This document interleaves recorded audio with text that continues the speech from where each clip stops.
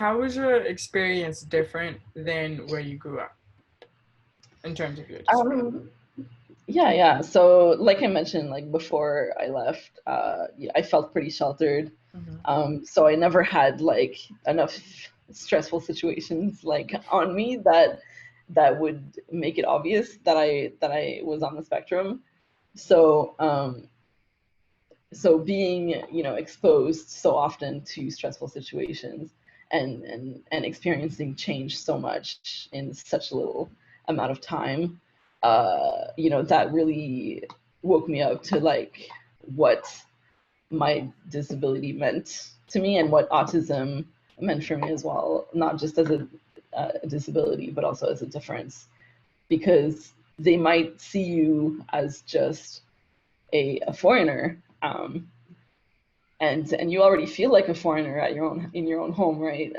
As someone on the spectrum, so there's not much change there. Like when you move and people see you differently, but even then, like they can still sense that there's something different about you, whether or not it's the foreigner bit. It's also like, oh, your behavior, the way that you look at people, the way that, you know, you do anything really. So people can like misjudge you based on those things, and they can either like have their own conclusions, and most of the time they're like worse than they actually are. So I had one situation where like one of the people that I worked with, they thought that I had dyspraxia, which is a different developmental disability regarding motor skills, that affects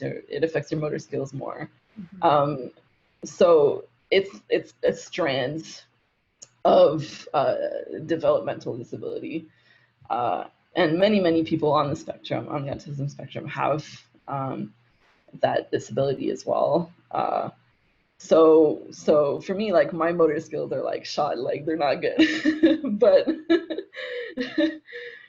depending on the situation. So like when I was working with the horses, you know, it really came out, and people saw like how clumsy I was, and they thought like, this isn't just clumsiness, you know, something's wrong. And I was like, I'm really sorry. I'm doing my best. But yeah, like most of it was friendly, you know, and when it wasn't, I like didn't bother with those people. So, you know, it's a very different situation in the UK, especially because they're much more advanced with autism acceptance than in Canada, surprisingly. So they have much more resources, they have much more professionals, they have much more research regarding this, compared to Canada, which is very behind. We're so behind. Like we're not as progressive as everybody thinks. You know, for example, like when I left Scotland, I think a few months after I left, they started doing Autism Hour in their grocery stores. So basically having a reserved time for people with family members on the spectrum, that they can go shopping in, like, you know, dim lighted, they can go, you know, like less noise, less light, less, you know, sensory things. So that was really nice, knowing that like in Scotland they're a little bit more progressive for people on the spectrum.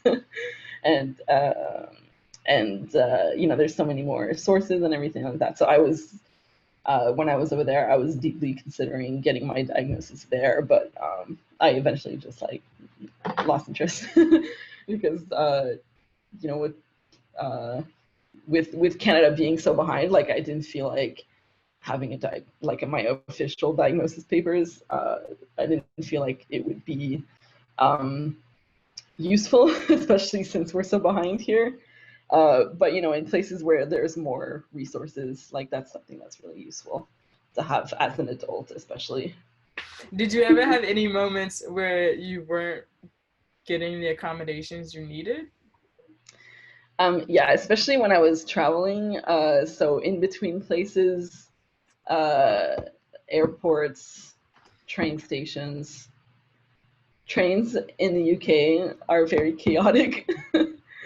uh, so one minute it'll be fine, and the next it's like everything's broken, and there's like one cart for like 500 people, and it's like, oh my god, I did not ask for this. So I had many a panic attack in the transportation system, and I didn't feel like people, like staff, were trained to recognize this, and recognize me as well. So that was really difficult, and also I guess just like looking for apartments, especially in London. Like I said, it's so expensive. So you're basically forced to live with a bunch of strangers that you've never met before. You have to, instead of being accommodated, you have to accommodate them because you don't want to be left out and you don't want to be a burden. So you have to accommodate what they want, and you want to make sure that that there's like harmony wherever you go, wherever you live, especially with like share houses and flat shares and things like that, because especially in London, like that's the only option that a lot of professionals have, is to like be stuck with other people that they don't know.